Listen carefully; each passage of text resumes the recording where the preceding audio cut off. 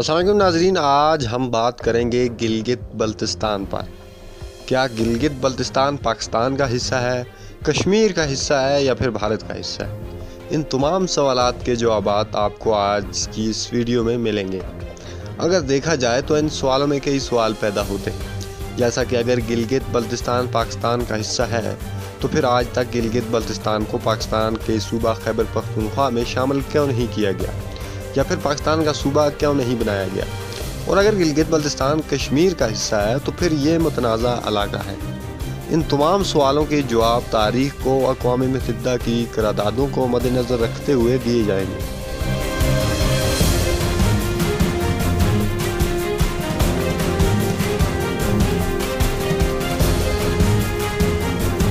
تو ناظرین، 1846 میں انگریزوں نے جموں کشمیر، گلگت بلتستان اور لداخ کے علاقے سکھوں سے چھین کر مہاراجہ گلاب سنگھ ڈوگرا کو ایک معاہدے کے تحت دیے۔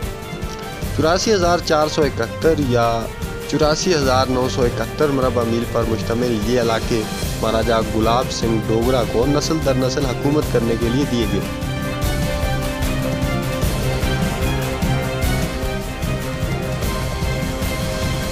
روس میں کمیونسٹ انقلاب کے بعد برطانیہ کو ان علاقوں کی اہمیت کا احساس ہوا۔ برطانیہ کو یہ خطرہ پیدا ہوا کہ کہیں کمیونزم اس راستے سے برصغیر میں داخل نہ ہو جائے۔ فوجی ماہرین کی رائے کے مطابق یہاں ایک مضبوط فوج رکھنے کا فیصلہ کیا گیا۔ چنانچہ اس صورتحال سے مہاراجہ کشمیر کو آگاہ کیا گیا۔ روس کی سرحد کے ساتھ ایک پٹی 60 سالہ پٹے یعنی لیز پر حاصل کرنے کے لیے مہاراجہ کشمیر کو راضی کیا گیا۔ چنانچہ 29 مارچ 1935 کو گلگت ایجنسی کا مختصر علاقہ 60 سال کے لیے لیز پر دے دیا گیا۔ اس معاہدے پر برطانیہ کی طرف سے کرنل ایل ای لانگ اور کشمیر کی طرف سے مہاراجہ ہری سنگھ نے دستخط کیے۔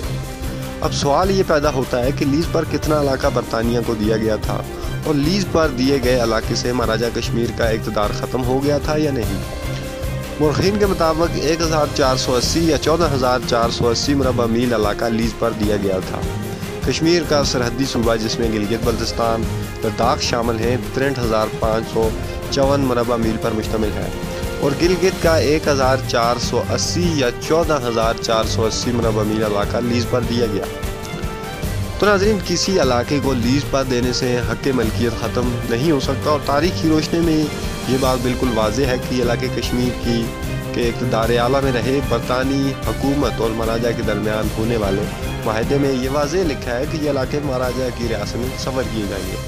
ایجنسی ہیڈ کوارٹر پر ریاست کا پرچم ہمیشہ برقرار رہے گا۔ 1934، 1938 اور 1941 میں منتخب ہونے والی اسمبلی میں بھی ان علاقوں کے نمائندے شامل تھے۔ 1934 میں منتھونٹ شاہ اور کالن زانگلو لداخ سے، افتخار علی خان آفخپلو اسکردو سے، سید وجاہت علی شاہ کرگل سے اور وزیر محمد خان استور گلگت سے نمائندے تھے۔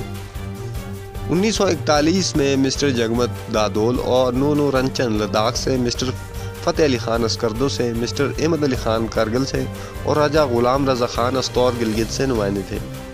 جب انگریز ہندوستان چھوڑ کر جا رہے تھے تو 3 جون 1947 کی منصوبہ بندی کے تحت طے پایا کہ برطانیہ اپنا قبضہ ہندوستان سے ختم کر دے گا، اور وہ تمام معاہدے جو برطانوی ہند کی شخصی ریاستوں سے طے ہوئے ہیں خود بخود منسوخ ہو جائیں گے۔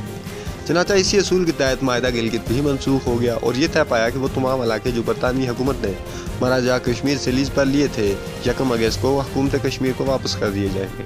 مہاراجہ کشمیر کے حکم سے وزیر اعظم کشمیر رام چند کاک نے 12 جولائی 1947 کو ایک حکم نامہ جاری کیا، جس میں وزارت گلگت کو صوبے کا درجہ دے کر بریگیڈیئر جنرل اسٹاف گھنسارا سنگھ کو صوبے کا گورنر تعینات کیا گیا۔ 30 جولائی 1947 کو گھنسارا سنگھ نے گلگت پہنچ کر چارج سنبھال لیا۔ 1935 میں گلگت کے جو علاقے برطانوی حکومت کو لیز پر دیے گئے تھے، بالآخر 1 اگست 1947 کو عملی طور پر ان علاقوں پر مہاراجہ کی عملداری قائم ہو گئی۔ گلگت بلتستان کا علاقہ 1947 ہی میں آزاد کرا لیا تھا۔ یہ کامیاب جنگ وہاں کے مقامی لوگوں اور جو مسلم فوج تعینات تھی نے لڑی۔ مہاراجہ ہری سنگھ ریاست کو خود مختار رکھنا چاہتا تھا۔ 22 اکتوبر کو جب کشمیر پر قبائلی حملہ ہوا تو مہاراجہ ہری سنگھ گھبرا کر سری نگر سے جموں فرار ہو گیا۔ 26 اکتوبر 1947 کو راجہ ہری سنگھ نے لارڈ ماؤنٹ بیٹن جو گورنر جنرل ہند تھا کو خط لکھا کہ فوجی مدد کی اپیل کی۔ ہندوستان نے فوجی مدد کو الحق سے مشروط کیا، مجبوراً مہاراجہ سے حلف نامے پر دستخط لیے گئے۔ 27 اکتوبر 1947 کو ہندوستانی فوج ریاست کے دارالحکومت سری نگر کے ہوائی اڈوں پر اترنا شروع ہو گئی۔ پاکستانی فوج بھی اعلانیہ طور پر ریاست میں داخل ہو گئی۔ گلگت کے لوگوں نے بھی بغاوت کر دی۔ گورنر گلگت گھنسارا سنگھ کو گرفتار کر لیا گیا۔ اپنے ایک بیان میں عمران خان نے میجر براؤن کو گلگت کا فاتح قرار دیا، مگر تاریخ میں فاتح گلگت کرنل مرزا حسن کلہائے۔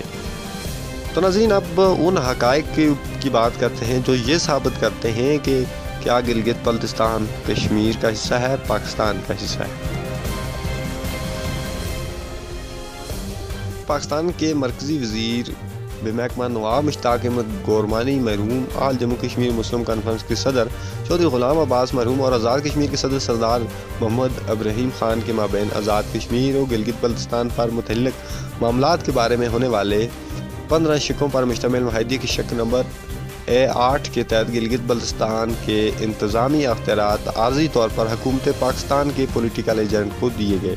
اگر گلگت بلتستان پاکستان کے آئینی حصے ہوتے تو اس معاملے میں آزاد کشمیر کی حکومت اور مسلم کانفرنس، جو اس وقت کشمیر کی حکمران پارٹی تھی، کے صدر کے دستخط لینے یا ان میں فریق بنانے کا کوئی جواز نہیں تھا۔ سروے آف پاکستان کی طرف سے شائع ہونے والے سرکاری نقشوں اور ریاست کے دونوں حصوں کی حکومتوں کی طرف سے شائع کیے جانے والے ریاست جموں کشمیر کے نقشوں میں گلگت بلتستان کو ریاست جموں کشمیر کا حصہ دکھایا جاتا ہے۔ اقوام متحدہ اور اس کی ذیلی اداروں کی طرف سے شائع ہونے والے دنیا اور برصغیر کے نقشوں میں گلگت بلتستان کو ریاست جموں کشمیر کا حصہ دکھایا جاتا ہے۔ اقوام متحدہ اور عالمی بینک کے نقشوں میں گلگت بلتستان سمیت ریاست جموں کشمیر کو بھارت اور پاکستان دونوں سے الگ تھلگ دکھایا جاتا ہے، اور فٹ نوٹس میں یہ واضح کیا جاتا ہے کہ ریاست جموں کشمیر بھارت یا پاکستان کا حصہ نہیں ہے۔ ان نقشوں میں یہ وضاحت بھی کی جاتی ہے کہ نقشے کے فٹ نوٹس میں درج بھارت اور پاکستان کے رقبوں اور آبادیوں کے بارے میں دیے گئے اعداد و شمار میں ریاست جموں کشمیر کی آبادی اور رقبہ شامل نہیں۔ پاکستان کے موجودہ آئین سمیت جتنے بھی آئین پاکستان میں نافذ ہوئے، ان میں سے کسی ایک میں بھی گلگت بلتستان کو پاکستان کا آئینی حصہ تسلیم نہیں کیا گیا۔ پاکستان کی سپریم کورٹ اور لاہور ہائی کورٹ نے کئی بار اس بات کی وضاحت کی ہے کہ گلگت بلتستان کے علاقے ریاست جموں کشمیر کے آئینی حصے ہیں، پاکستان کے نہیں، اور ان کی آئینی حیثیت آزاد کشمیر سے کسی طرح مختلف نہیں۔ اگرچہ 1935 میں گلگت کے کچھ علاقے انگریزوں نے ریاستی حکومت سے لیز پر لیے تھے، لیکن یہ علاقے انہوں نے 1 اگست 1947 کو قیام پاکستان سے 2 ہفتے پہلے ہی ریاست جموں کشمیر کو لوٹا دیے تھے۔ ریاستی حکومت نے گلگت بلتستان اور لداخ کو لا کر انہیں ریاست کے تیسرے صوبے کا درجہ دیا گیا اور بریگیڈیئر گھنسارا سنگھ کو اس تیسرے صوبے کا گورنر مقرر کیا، جس نے 2 اگست 1947 کو اپنے عہدے کا چارج لیا تھا۔ یہ امر بھی قابل ذکر ہے کہ 1935 اور 1947 کے درمیانی عرصے میں بھی گلگت کا علاقہ استور اور بلتستان کا سارا علاقہ ریاستی حکومت کے زیر انتظام تھا۔ یہ علاقے انگریزوں کے زیر انتظام بھی نہیں رہے۔ یہ بھی ایک حقیقت ہے کہ گلگت کے جو علاقے 12 سال تک انگریزوں کے زیر انتظام رہے، اس دوران بھی گلگت میں انگریزوں کے جھنڈے کے ساتھ ریاست کا جھنڈا بھی لہراتا تھا، اور سرکاری دفاتر میں نچلے درجے کا عملہ ریاستی ہوتا تھا، صرف اعلیٰ افسر انگریز تھے۔ ہنزا اور نگر کے راجے اور پولیٹیکل ڈسٹرکٹ کے گورنر بھی ریاستی حکومت کے ماتحت تھے۔ 1934 سے ریاست جموں کشمیر کی اسمبلی کے قیام سے 1947 تک اس اسمبلی میں گلگت بلتستان کے علاقوں کو نمائندگی حاصل تھی۔ اب بھی مقبوضہ کشمیر کی اسمبلی میں آزاد کشمیر اور گلگت بلتستان کے لیے مختص 25 نشستیں خالی ہوتی ہیں۔ پاکستان اور بھارت دونوں نے اقوام متحدہ کی کمیشن برائے بھارت اور پاکستان کی قراردادوں کو تسلیم کیا ہے، اور ان پر یہ ہیں ان قراردادوں کے تحت جنہیں پاکستان آج بھی تسلیم کرتا ہے اور ان کے تحت مسئلہ کشمیر کو حل کرنے کا مطالبہ کرتا رہتا ہے۔ ریاست کے دوسرے حصوں کی طرح گلگت بلتستان میں بھی ریاست کے مستقبل کے تعین کے لیے رائے شماری ہونی تھی۔ اگر یہ علاقے پاکستان کا حصہ ہوتے تو پاکستان یہ بات کیسے تسلیم کرتا کہ اس کے علاقے میں ریاست جموں کشمیر کے مستقبل کے بارے میں رائے شماری؟